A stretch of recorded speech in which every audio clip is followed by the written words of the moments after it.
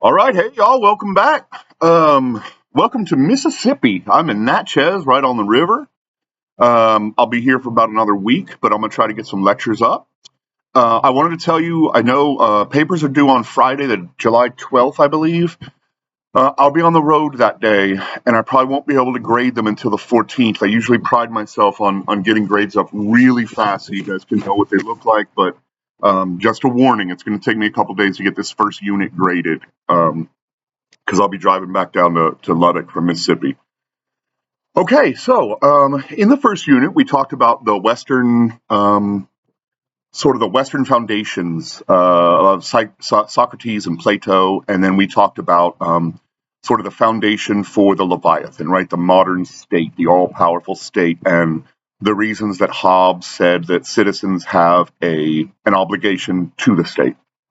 Well, Jean-Jacques Rousseau responds in his book called The Social Contract. He's a French philosopher who had just read Hobbes, and it basically provides a damning critique against Hobbes. And so we're going to jump into Rousseau's Social Contract, and he touches on a whole lot of stuff. And yet again, I'm going to try to break this up so it's multiple lectures, so we're not doing the whole, 120-page treatise all in one lecture.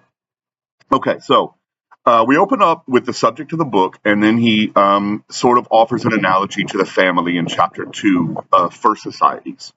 And he says, basically, the father of the nuclear family represents the state, and the children represent the citizens. And the children have an obligation to one another, and the father has an obligation to the children only until the children are capable of caring for themselves. And then that natural obligation breaks down and becomes a voluntary or conventional obligation that must be mutually agreed upon. So this is the first thing right off the bat that differentiates Hobbes from Rousseau. Rousseau says, yes, the son does have an obligation to the father, as in the analogy of the state to the citizen, but eventually the son walks away from this obligation. And at some point, the father and the sons both have a right to simply devolve the contract, right? The natural obligation. And then at that point, they may or may not enter into a mutually agreed on voluntary contract, right? So some people fall out with their family. It doesn't last forever necessarily. And the father has obligations to the children just as the children have obligations to the citizens. And that's the point he wants to make here, is that it's not all about Hobbes's view of what the citizen owes the state. The state also owes.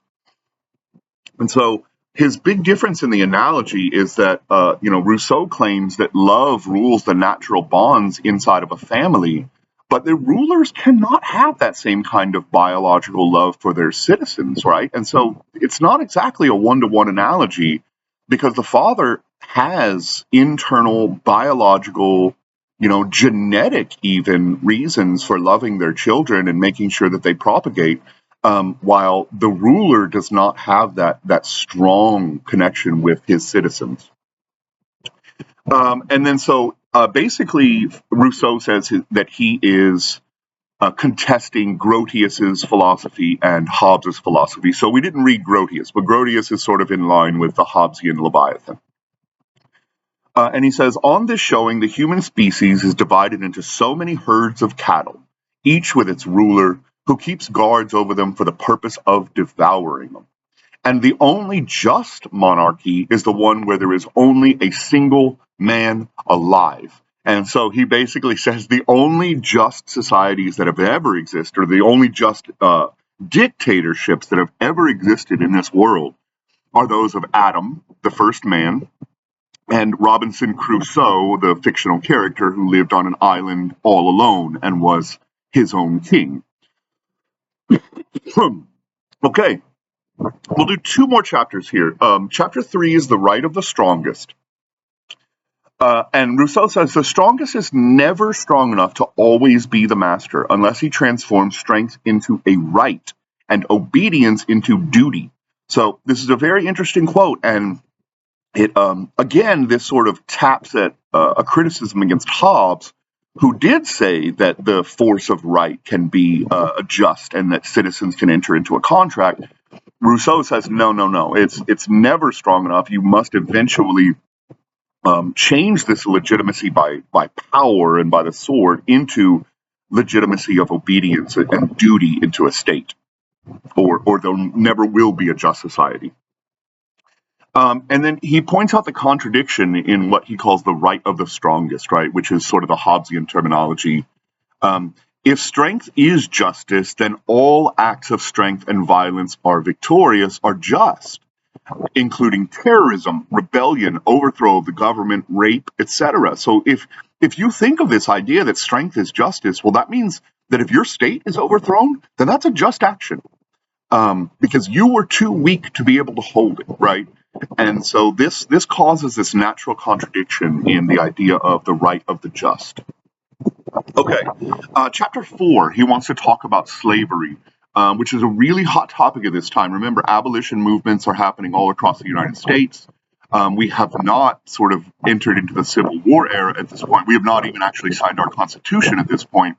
But we are going to see the terrors in France that are sort of a direct linkage to this book, which was written about 20 years before the French Revolution. And so many philosophers are talking about the slave relationship and whether slavery, which was sort of legitimized through quotes in the Bible, is just, is a moral thing just because the Bible says so. And so people are really starting to question this idea. And so Rousseau asks, what does a king provide to his subject? And Rousseau claims that it's very, very little. That the king usually just takes and provides very little to his people. Remember, Hobbes said that actually the state, Hobbes touches very little on the obligations of the state to the citizen. But remember that Hobbes did say that a state has to provide a decent life for their citizens to be legitimate. Like if there's widespread famine or disease, then the state is not legitimate, and you have a legitimate right as a human being to steal and feed your family.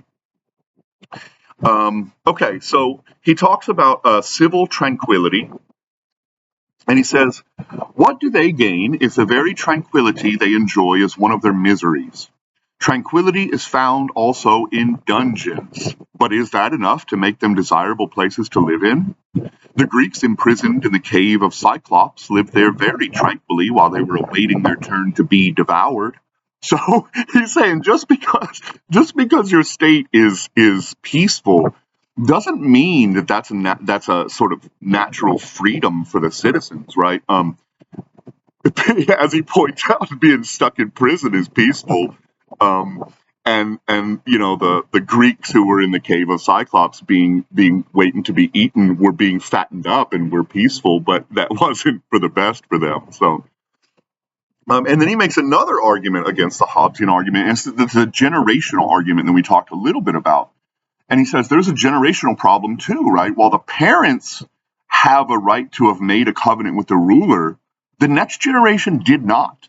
And eventually, when they become of age to be sort of cognizant human citizens, they should have the right to decide whether they live in that society or not, and whether the social contract should continue to exist. He also gives another argument. He gives an argument against giving total responsibility to a king or God means having removed any morality in your own behavior, right? Your good acts cannot be lauded. Your bad acts cannot be punished. You've lost all connection to personal responsibility. So this is a bit of a shot at Hobbes and at the Catholic Church.